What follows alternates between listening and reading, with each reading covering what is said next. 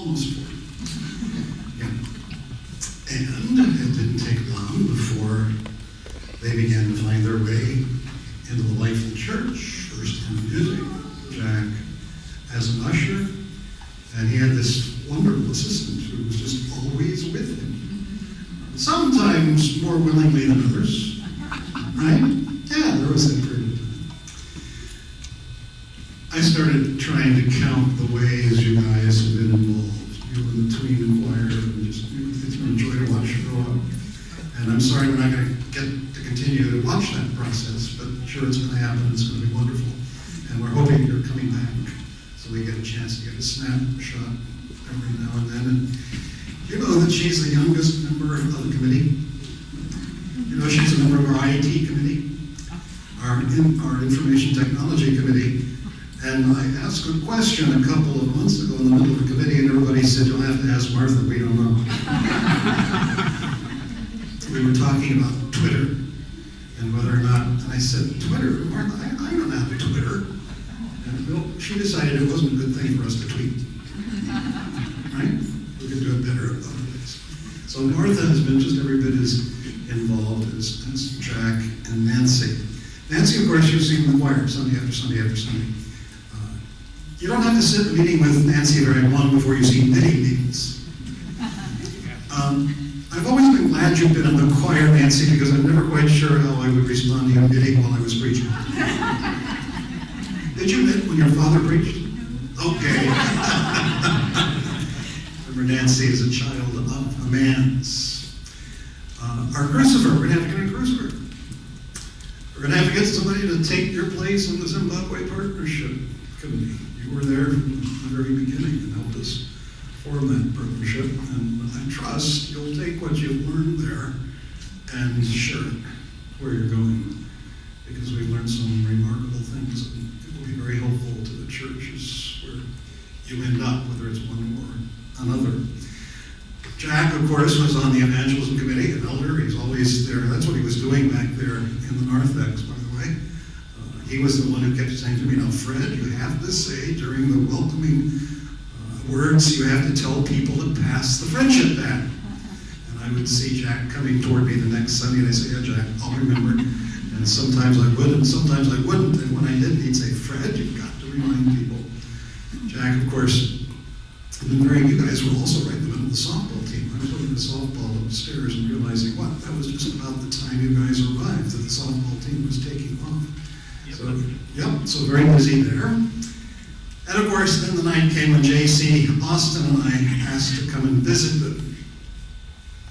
Now, it's one thing when one pastor asks to come visit you, but it's really quite another when two ask to come visit you. And of course, we came and asked them if they would serve as co-chairs for the 921 campaign. And in fact, they did. They did marvelous work in helping us through a campaign that was ill-fated to be coming right to its height in 2008 when things began to have trouble in the markets. But that's just some of the stuff that they've done. If you've ever been with the mid-timers at the Manse on one of those wine tasting evenings, Jack is the one who is always introducing us to the particular vintage. For years I thought he knew all this stuff, and then I found out he was getting it off the website. And so, but you do know some of that stuff too. So, we're not going to say goodbye to you. We never say goodbye. We say Godspeed. God be with you until we meet again, and we hope to meet you soon and often. The distance between Asheville and here isn't all that great. So, who's going to speak first? A lot of you have heard me say that when we were visiting different churches around the city 11 years ago, speaking for myself, I learned quickly that these fabulous choirs that the churches all over the city had were oftentimes staffed by paid singers or had a very small number of volunteer singers. And the choir here welcomed, encouraged volunteers, and that's all that I am, a volunteer singer. But this was, for me, the most welcoming community of all of the churches. We both grew up Presbyterian. There wasn't an issue of, we didn't have to argue about what churches to go to. We just were looking for a Presbyterian church, and it has always meant a lot to me. The choir is the biggest part of my life here. There are many wonderful, wonderful parts for me, but that has extended for me as the special community that I have built here. I selfishly am crucifer each week because I love to look out and see all of your smiling faces. So I have the ulterior motive of standing there so that I can see you. It truly is what I love to do because I can see you and I can get a longer greeting by standing there.